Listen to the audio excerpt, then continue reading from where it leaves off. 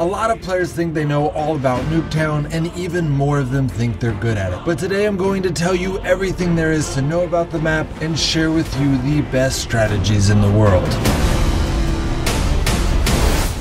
Even though Nuketown did not show up in Call of Duty for the first 7 years, debuting in Call of Duty Black Ops, it is still considered one of, if not the most iconic map for the Call of Duty franchise. It is based off the Nevada National Security Site built in the 1950s, where the United States tested nuclear bombs on fake houses so the local companies could manufacture better bomb shelters for US citizens. However, even though the site was famously referred to as Nuketown, it wasn't much of a town, and the original Apple II style homes a half a mile apart from each other would not have made a great map, so Activision took the 1950s style with the mannequins and used some creative license to make it to what it is today. The largest version of the Nuketown map is found in the Battle Royale map, in which the whole island is dedicated to the name, but the original and most famous version of the map only includes this smaller section, which is what we find in Call of Duty Mobile, except they added a few more mannequins and they changed the Jeep into a truck to make graphics rendering a little bit easier on the mobile platform. This brings us to Easter eggs. In the original map, there was a secret passage accessible only by the RCXD, which allowed you to flank your enemy. In Black Ops 2 Zombies mode, you could activate all 3 teddy bears to play a really creepy song, and in normal mode, shooting all of the mannequins' heads off would make an Atari appear on the map, which had 3 mini games you could play. Then in Black Ops 3, shooting off all the mannequin heads in the first 10 minutes would start a Zombies mode, while shooting off all their arms would make them follow you while you weren't looking. However, unfortunately, none of these Easter eggs made it to Call of Duty Mobile, nor were any new Easter eggs added to the map. Now, one player claims that he was able to use the transform shield from a balcony to get to the roof, but I tried that on almost everywhere on the map and I could not do it, so please let me know if you figure this out. This brings us to general tactics. Nuketown is one of Call of Duty's smallest maps, so SMGs and shotguns are generally the best weapons to choose for this map. However, shotguns are harder to use on the mobile platform, so you will notice that most pro players use weapons like the MSMC, PDW, and the AKS. As I mentioned in my video on pro tips, the red dot site is the best site for this type of map.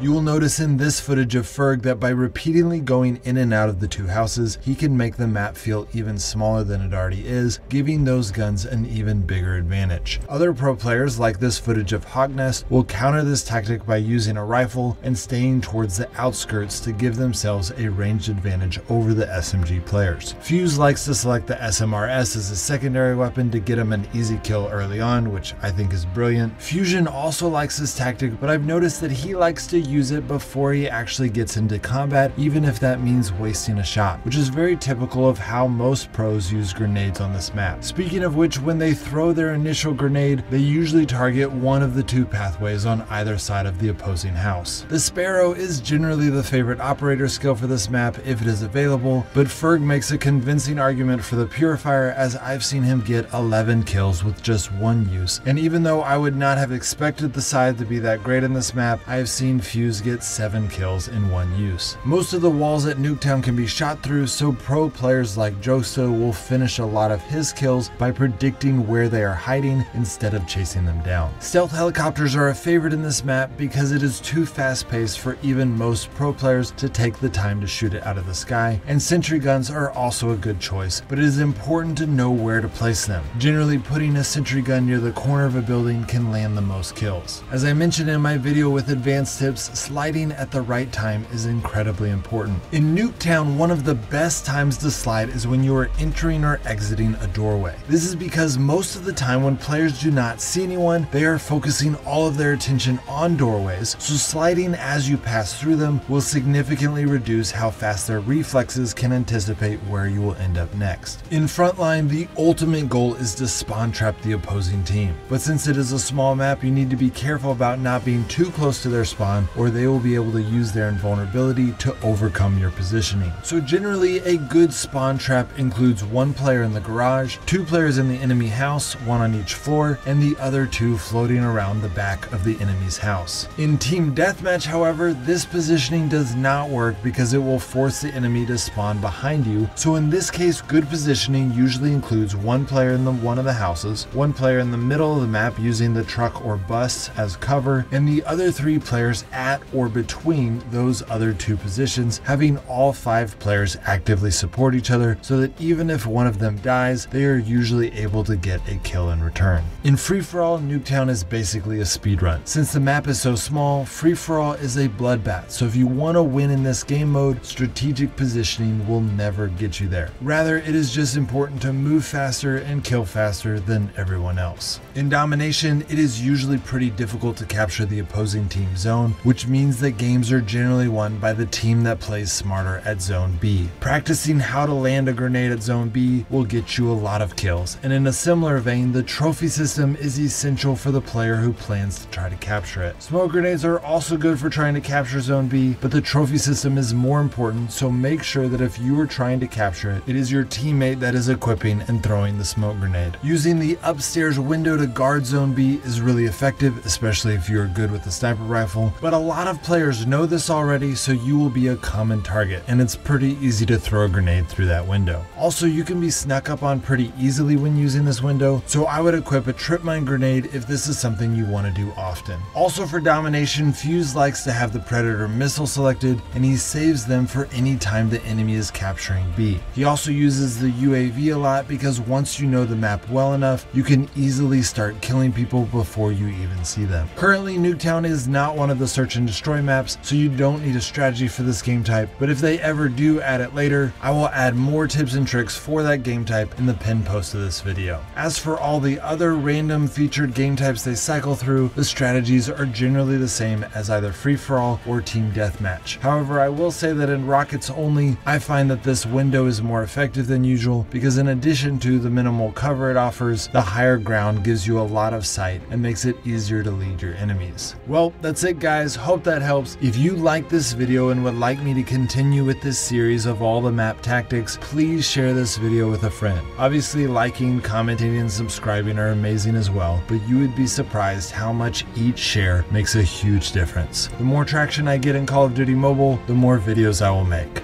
Alright guys, I'll see you next time.